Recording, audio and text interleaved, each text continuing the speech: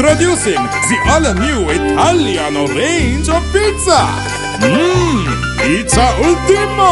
Pizza Hut. மின்கட்டண அதிகரிப்புக்கு எதிர்ப்பு தெரிவித்து நாட்டின் சில பகுதிகளில் நேற்றும் ஆர்ப்பாட்டங்கள் இடம்பெற்றன. மின்கட்டண அதிகரிப்புக்கு எதிர்ப்பு தெரிவித்து நேற்று மாலை கம்பஹா ரயில் நிலையத்துக்கு அருகில் மகஜர் ஒன்றில் கையொப்பம் பெறப்பட்டன.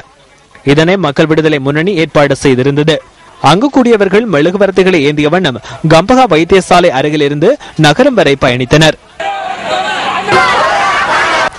மின்கட்டண அதிகரிப்புக்கு எதிர்ப்பு தெரிவித்து மக்கள் விடுதலை முன்னணி ஏற்பாடு செய்த மற்றொரு ஆர்ப்பாட்டம் அக்ரோச நகரில் இடம்பெற்றது. குர்நாகல் பிரதான பஸ் நிலையத்துக்கு அருகிலும் எதிர்ப்பு நடவடிக்கை முன்னெடுக்கப்பட்டது.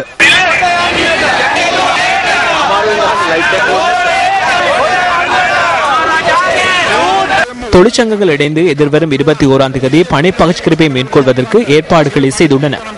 அதற்கு நாம் பூரண ஒத்துழைப்பை வழங்குகின்றோம். மின்சார சபையின் நட்டத்தையே அரசாங்கம் மின்கட்டண அதிகரிப்புக்கு காரணம் காட்டுகின்றது. நட்டம் ஏற்பட்டமைக்கான காரணம் எமக்கு தெரியும். 2006ஆம் ஆண்டு 2 கோப்பறிக்கைகள் சமர்ப்பிக்கப்பட்டன. அதற்கமைய 46 அரச நிறுவனங்கள் 21,000 கோடி ரூபாவை மோசடி செய்துள்ளன. அந்த நிறுவனங்களில் மின்சார சபையும் அடங்கியுள்ளது. அரசியலமைப்பில் உறுதிப்படுத்தப்பட்டுள்ள கருத்து சுதந்திரம், அமைதியான முறையில் ஒன்று கூடுவதற்கான சுதந்திரம் போன்ற தனிமைப்படுத்த முடியாத ஜனநாயக உரிமைகளுக்கு அமைவான நடவடிக்கைகளை மேற்கொள்ளுமாறு இலங்கை சட்டத்தரணிகள் சங்கம் வெளியிட்டுள்ள அறிக்கையில் தெரிவிக்கப்பட்டுள்ளது.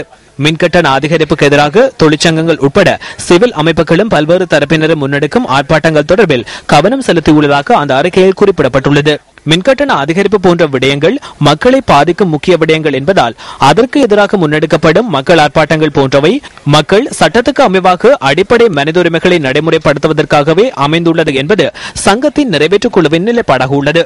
பொதுமக்களின் அவ்வாறான உரிமைகளுக்கு தடைகள் ஏற்படும் எந்த ஒரு சந்தர்ப்பத்திலும் சட்ட ஆட்சியை உறுதி செய்வதற்காக தலையீடு செய்வதற்கு தாம் ஒருபோதும் தயங்குவதில்லை என சட்டத்தரணிகள் சங்கத்தின் அறிக்கையில் மேலும் தெரிவிக்கப்பட்டுள்ளது.